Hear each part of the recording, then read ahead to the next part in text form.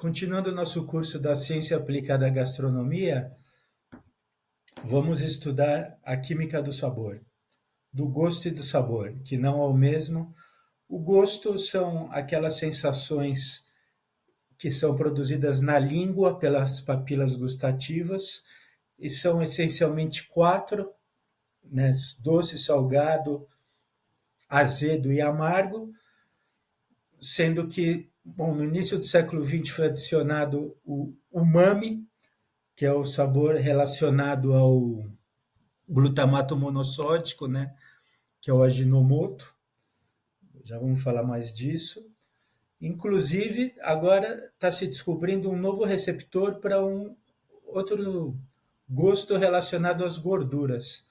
Mas tradicionalmente são quatro os gostos sentidos pelas papilas na língua, né? Salgado, doce, amargo e azedo.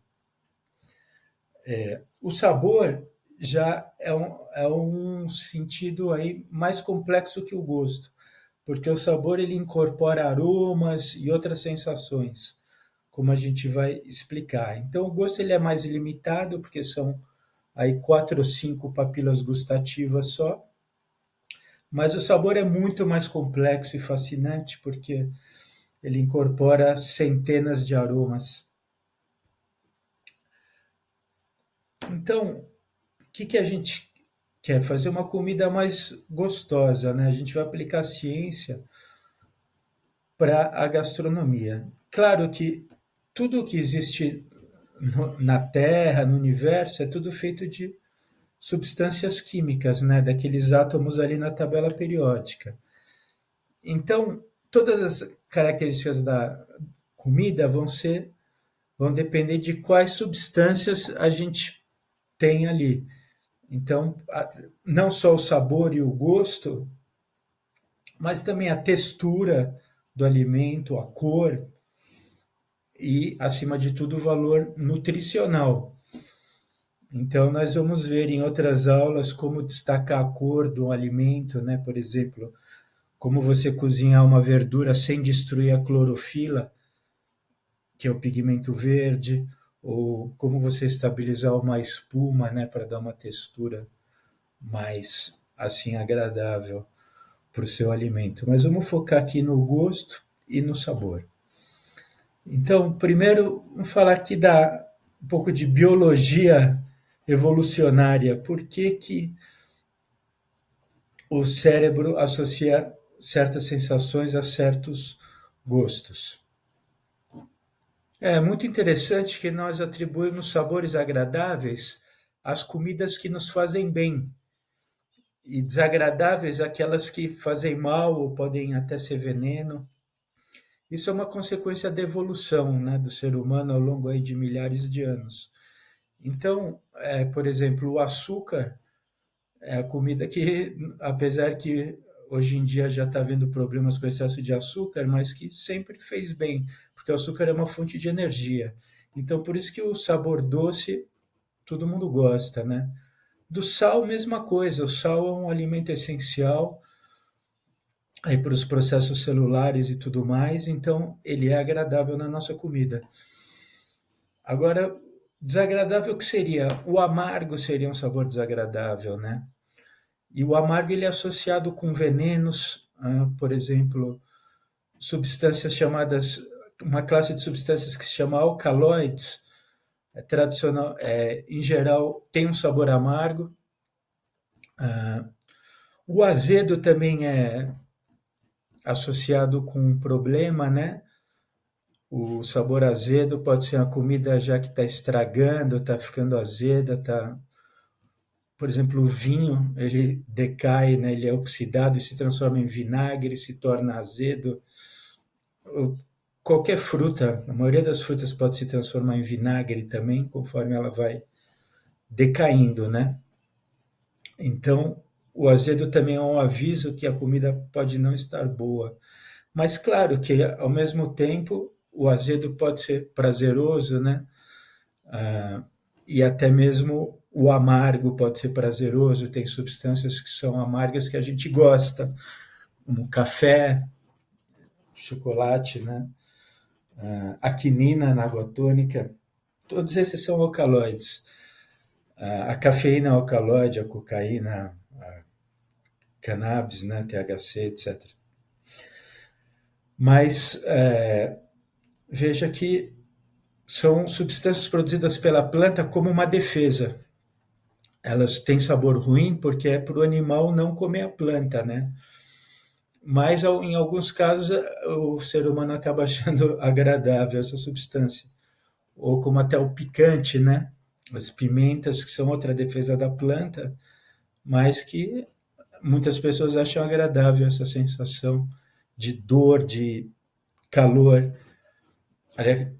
Só destacando que o picante não é um sabor nem um gosto, é uma sensação aí de dor, de temperatura. Assim como a astringência também não é um sabor nem um gosto, é uma sensação proveniente do tato, que a astringência é aquilo que a gente associa com a banana verde, né, que dá aquela coisa estranha na boca, ou até alguns vinhos, que é causado pela substância que tem no vinho chamada tanina. Então, você vê que o tato também tem um papel. Então, o prazer de comer envolve muitos sentidos, né? Os sentidos da língua, das papilas gustativas, do tato, né, como a astringência, sensações de dor, né, como da picância, a visão, né, a aparência da comida contribui, e até mesmo a audição. Você vê, por exemplo, no restaurante Fat Duck, né, o pato gordo, que foi considerado o melhor do mundo, né, que é do Aston Blumenthal, que ele aplica muita química, a cozinha dele é como um laboratório químico.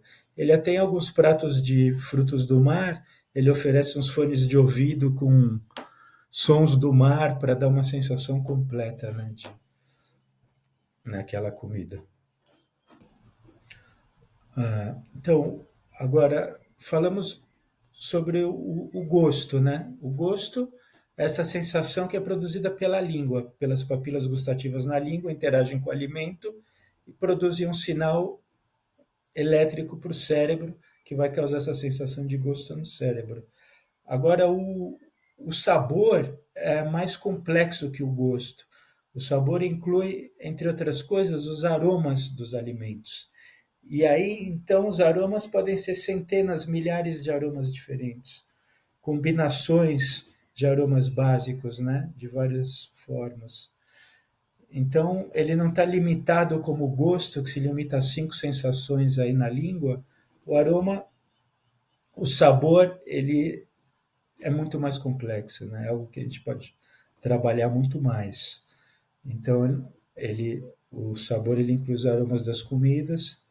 Então, por exemplo, você vê que uma comida quente, as substâncias volatilizam mais, né? Evaporam mais, portanto emite mais aromas e então destaca mais o sabor da comida quando ela está quente, né? Por isso que no caso de um sorvete, uma sobremesa gelada, você precisa botar mais substâncias ali para dar sabor, porque até as papilas gustativas com o frio elas perdem um pouco a eficiência. Então, por isso que o sorvete até ele tem uma dose de açúcar maior que os doces em geral, para estimular a papila gustativa do açúcar quando ela está gelada. Nós temos, então, os aromas, eles se combinam. É como um perfumista, né? Ele combina diferentes aromas básicos, né? A gente chama de notas. Existem os aromas aí cítricos,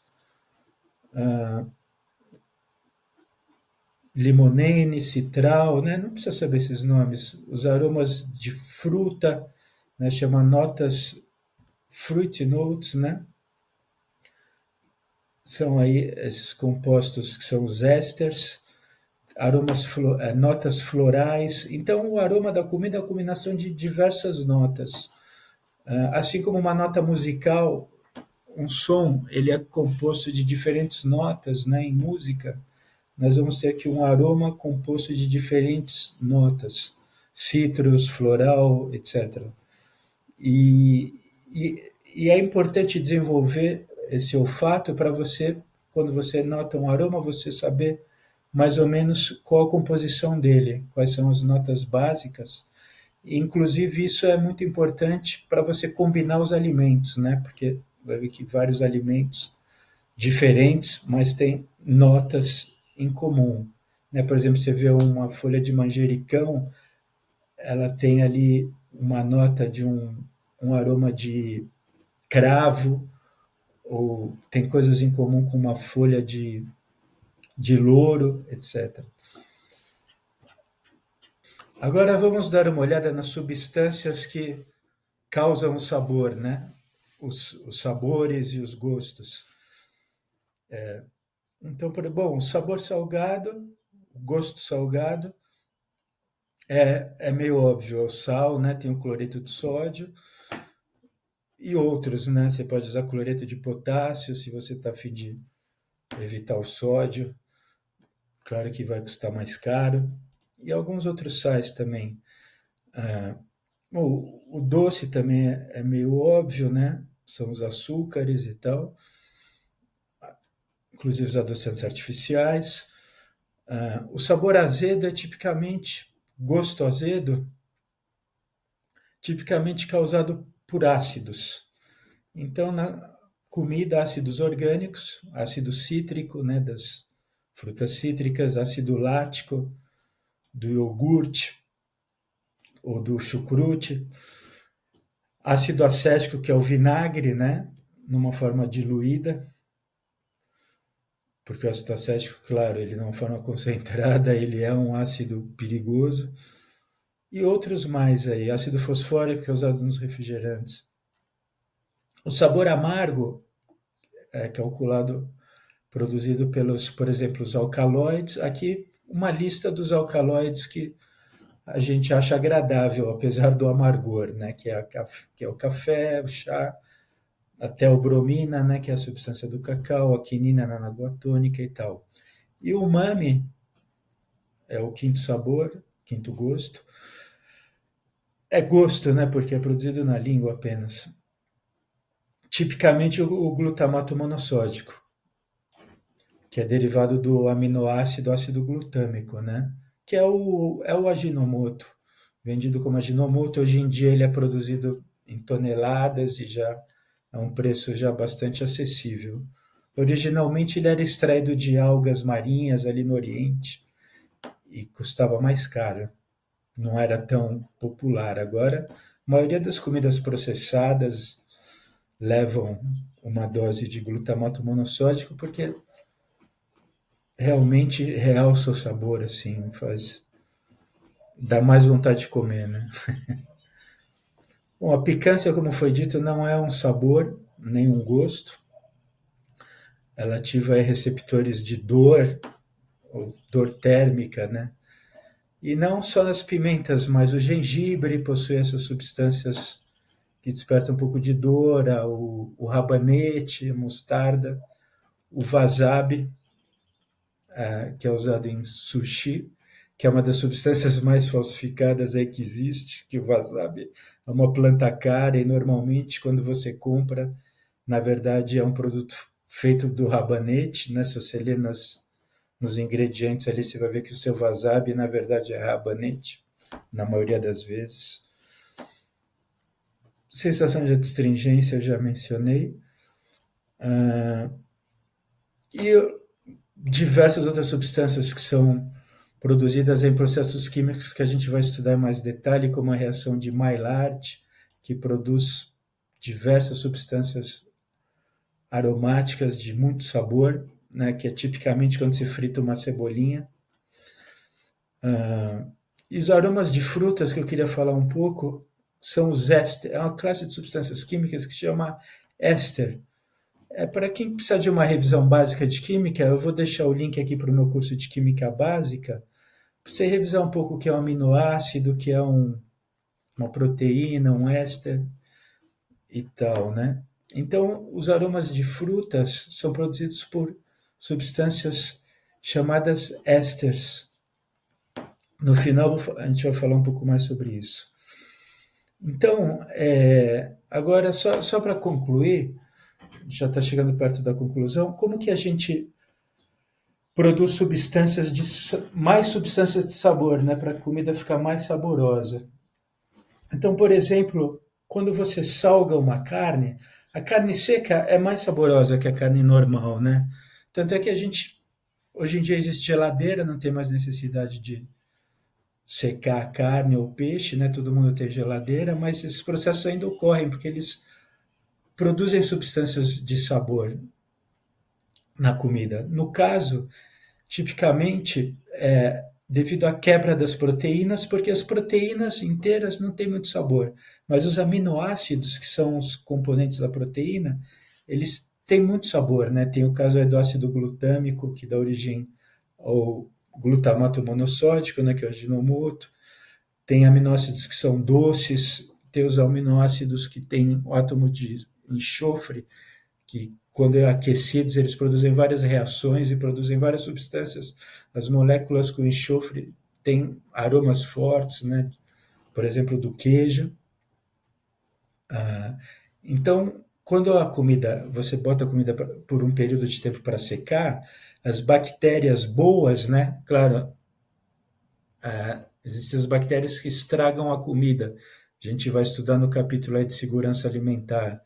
Mas existem também bactérias boas que produzem essas reações de quebra das proteínas e das gorduras. E quando você quebra a proteína, você libera os aminoácidos e libera sabor.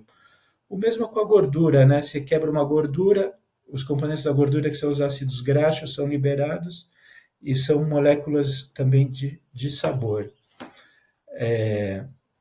Agora, só para concluir, o último exemplo que eu vou dar é sobre as moléculas de sabor, que são os ésteres, o sabor das frutas. Então, eu vou mostrar a questão que teve aqui no Enem de 2021.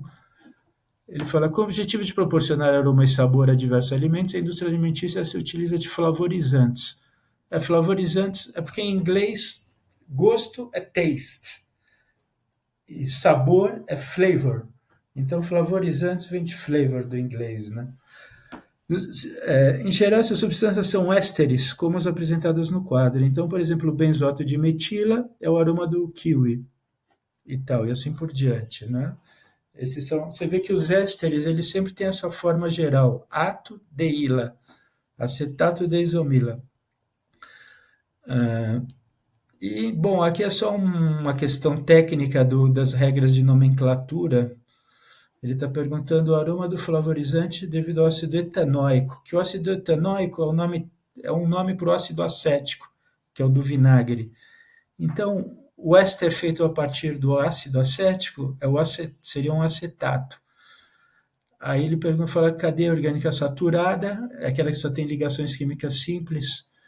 Então a gente elimina aqui o benzila, porque vem do benzeno, a gente sabe que benzeno tem duplas e simples alternadas, então só pode ser esse aqui da isoamila, da banana. A resposta B.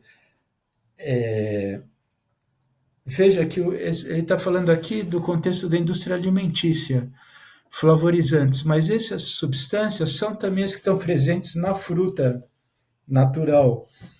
Então esse é o exemplo daquele quando ele fala que tem aromas adicionados idênticos ao natural, né? Porque é a mesma substância que tem na natureza, produzida artificialmente.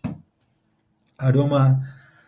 Mas a indústria química não se limita a essas. Às vezes eles produzem alguns aromas, alguns ésteres que não existem na natureza, para dar outros sabores na comida, sei lá, tipo de tutti-frutti, né? Chiclete de tutti-frutti.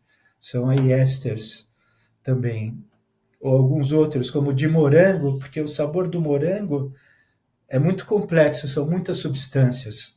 Então existe aí uma artificial que mais ou menos dá um aroma de morango com menos substâncias, né? Não precisa usar aí centenas para simplificar a coisa. Tá, então, claro que a gente vai falar muito mais ainda da química do sabor e do gosto, mas essa foi a nossa introdução.